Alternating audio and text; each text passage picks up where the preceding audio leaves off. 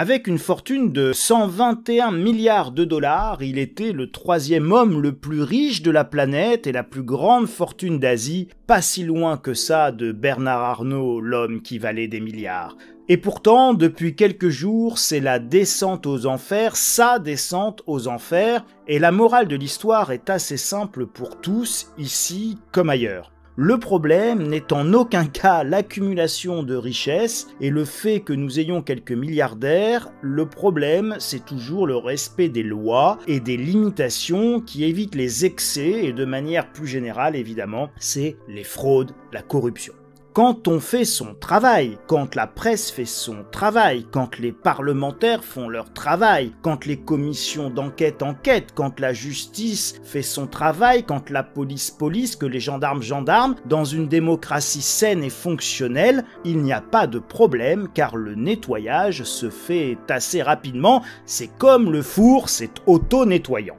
Or, depuis quelques années, ici, chez nous, comme là-bas, comme ailleurs, beaucoup oublient de faire leur travail et couvrent des activités souvent suspectes. Les affaires ne sortent plus et quand elles sortent, elles sont vite étouffées sous le brouhaha médiatique ambiant. En 5 jours, le groupe Adani a perdu plus de la moitié de sa capitalisation et son fondateur la moitié de sa fortune. Aux cours actuels, il ne figure même plus dans les 10 hommes les plus riches du monde, c'est dire, tout part d'un fonds activiste, le Hindenburg Research. Hindenburg Research est une société de recherche en investissement spécialisée dans la vente à découvert et fondée par Nathan Anderson en 2017, c'est une société toute jeune et basée à New York. Nommée d'après la catastrophe de Hindenburg de 1937, qu'il caractérise, Nathan Anderson, le fondateur, comme une catastrophe évitable d'origine humaine, l'entreprise réalise des rapports publics via son site web qui dénoncent des fraudes et des malversations d'entreprises.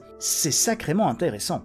Et d'ailleurs, cette société a une grande particularité que j'apprécie énormément, elle enquête sur des entreprises, et une fois trouvé ce qui ne va pas, écrit un beau rapport qu'elle rend public gratuitement, ce qui est très vilain. En effet, avant de publier son rapport et les résultats de ses recherches, la société prend des positions de vente à découvert. C'est-à-dire qu'en réalité, elle va vendre aujourd'hui des titres qu'elle n'a pas et qu'elle rachètera plus tard une fois que leur valeur aura beaucoup baissé. Et une fois vendus les titres à découvert, pour avoir le maximum de profit et de gains dans la baisse qui va suivre, elle rend public les résultats de ses enquêtes. Et là, badaboum, les cours de la société concernée évidemment s'effondrent et Hindenburg Research empoche des profits colossaux en ayant spéculé à la baisse sur les résultats de son propre rapport qui ne pouvait entraîner que l'effondrement des cours de la société cible.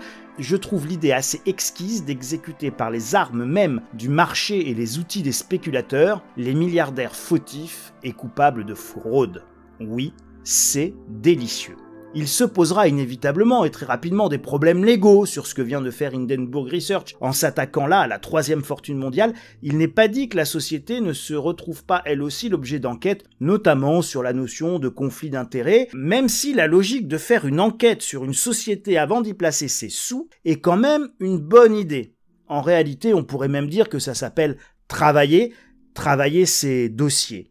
Mais plus personne ne travaille dans notre monde, à commencer par les journalistes qui ne font que recopier des dépêches d'agences de presse officielles ou les communiqués de presse des mamamouchis et autres autorités forcément compétentes et autorisées. Ils peuvent effectivement avoir peur de ChatGPT, ils sont devenus tellement remplaçables. En attendant, c'est la chute libre pour notre futur ancien milliardaire, et s'il y a une chose qui, à mon avis, est à peu près sûre et certaine, c'est que nous sommes tous d'accord pour voir ce milliardaire mordre la poussière. Il est déjà trop tard, mais tout n'est pas perdu. Préparez-vous les amis, sans être milliardaire.